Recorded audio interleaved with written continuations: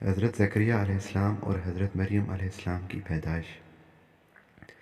جیسا کہ پیچھے ہم نے حضرت شمعون کے بارے میں بیان کیا کہ شمعون بڑے شجاع اور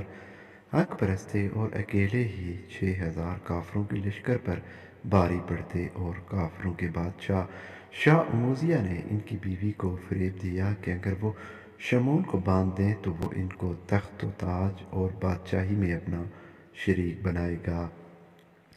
تب ان کی بیوی نے انہیں شہید کروا دیا اور اللہ نے پھر ان کو زندگی بخشی اور کافروں کو نیست و نابود کیا۔ اب آگے کا واقعہ مروی ہے کہ حضرت زکریا علیہ السلام کے وقت میں بنی اسرائیل کی قوم میں سے ایک عورت تھی۔ قرآن میں اس کا تذکرہ عمران کی بیوی کر کے ہوا ہے، جبکہ بائبل وغیرہ میں اس کا نام حنا بیان ہوا ہے، اور اس کے شوہر کا نام عمران بن لاسان تھا۔ حضرت سلیمان کی اولاد میں سے تھی۔ مروی ہے کہ اس سے پہلے ایک بیٹی تھی، اس کا نام اشیا تھا اور حضرت زکریا سے بیاہی گئی تھی، اور بعضوں نے کہا کہ اس کی بہن کا نکاح حضرت زکریا سے ہوا تھا۔ واللہ عالم بالصواب۔ عمران کی بیوی کو اولاد نرینہ کی بڑی خواہش تھی۔ پھر جب وہ بڑی عمر میں حاملہ ہوئی تو بیت المقدس میں جا کے خدا کی بندگی میں مشغول ہوئیں اور نظر کی کہ یا رب، میرے پیٹ میں جو لڑکا پیدا ہوگا اسے میں نے تیری نظر کیا کہ بیت المقدس کی خدمت کرے اور تیری یاد میں رہے اور دنیا کا کوئی کام نہ کرے۔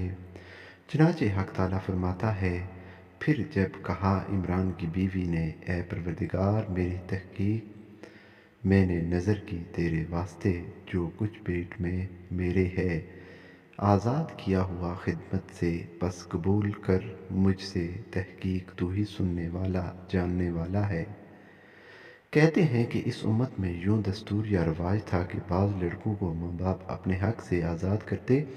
اور اللہ کی نظر کرتے، پھر تمام عمر ان کو دنیا کے کاموں پہ نہ لگاتے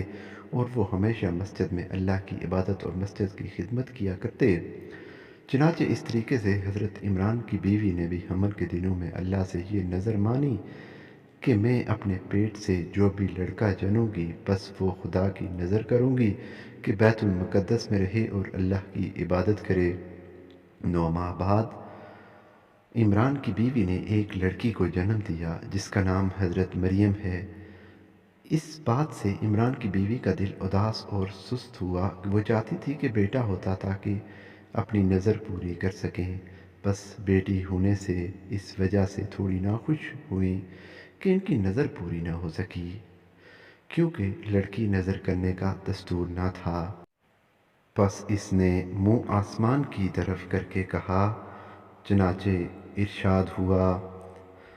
پس جب ان کو جنی بولی، اے رب